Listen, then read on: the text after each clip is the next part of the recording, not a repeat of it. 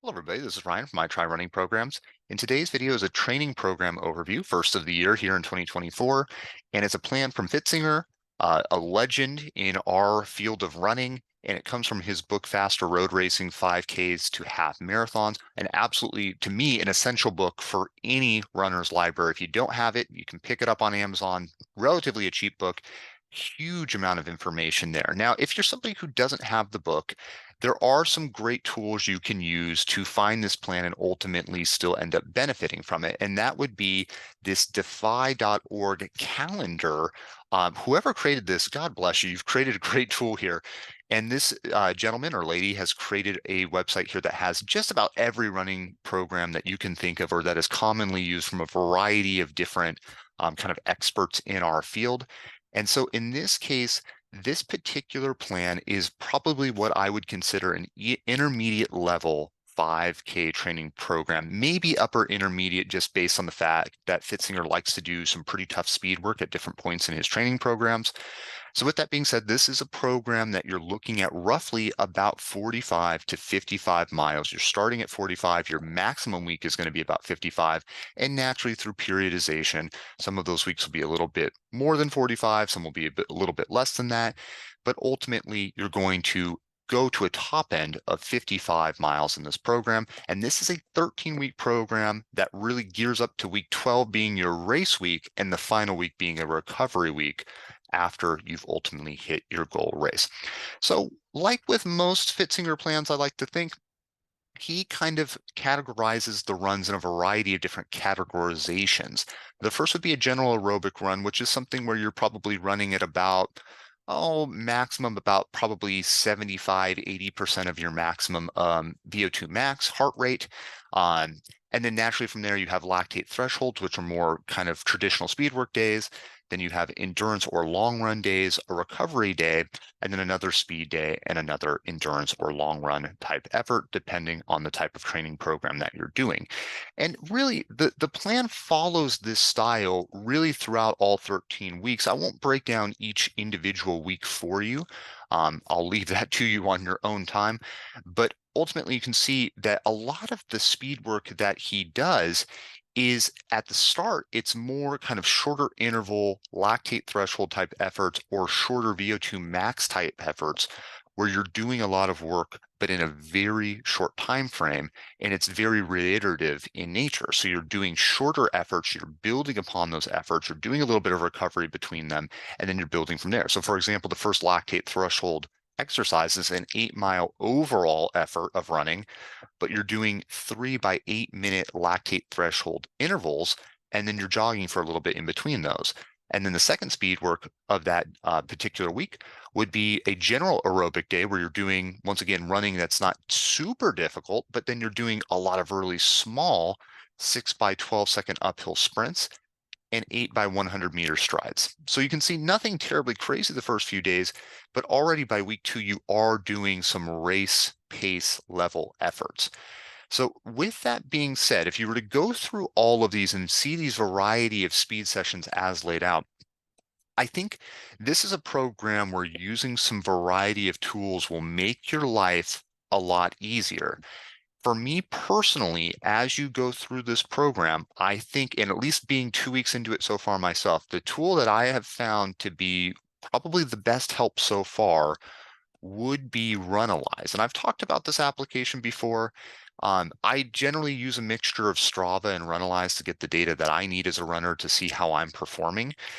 Now, the thing that I like about Runalyze is that they use a training paces calculator that uses the different data about how you're performing, the ultimate elevation that you're running at, the vertical gain that you're getting, how your body is feeling, all of these different kind of little tools that they can use as data points to give you a better idea of how you're performing.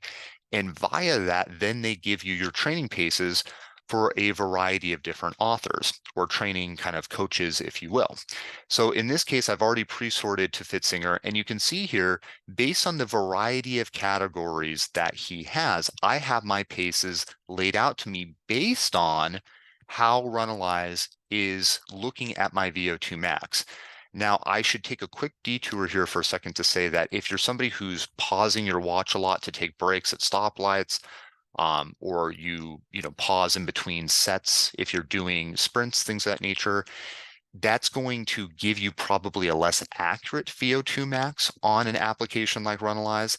And so that's going to impact the types of paces that it's going to recommend for you. So I try to keep my watch running the entire single time, even if I'm stopped at a stoplight, if I'm stopping to use the restroom, not to get too personal, but literally any moment that I'm out the door running, I keep my watch running so that my VO2 max is not ultimately given in a kind of an error in calculation based on how the application is taking in these data points, because ultimately your heart rate would go down. It would assume that you're taking these things a little bit easier, and thereby your VO2 max would be ultimately, kind of somewhat erroneously pushed up, if that makes some sense.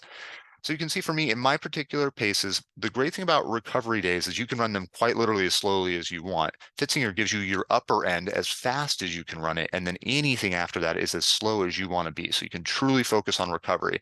For your aerobic days, which I would consider just kind of your standard training day, for me, my particular paces are anywhere between 7:43 to 9:04. And then for more longer efforts, you can run a little bit faster for those.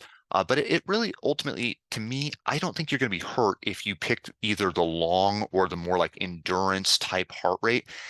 In his books, there's pretty wide swaths of how he views you could run those particular runs. And so I don't think you're going to be at any real harm if you ultimately take the upper end of that or even go a little bit slower, is what I'm trying to get at there, is more the upper end on the slow side. It's not going to hurt you to run those extra slow if you need to. And then ultimately, the lactate threshold and the VO2 max are probably the most important for me because it's very easy to get a little overzealous on our speed days. I think we're all guilty of that. And so you want to absolutely try to stay within those realms. So the reason why I recommend Runalyze so much is, let's say after the first 3 or 4 weeks, you're improving really dramatically.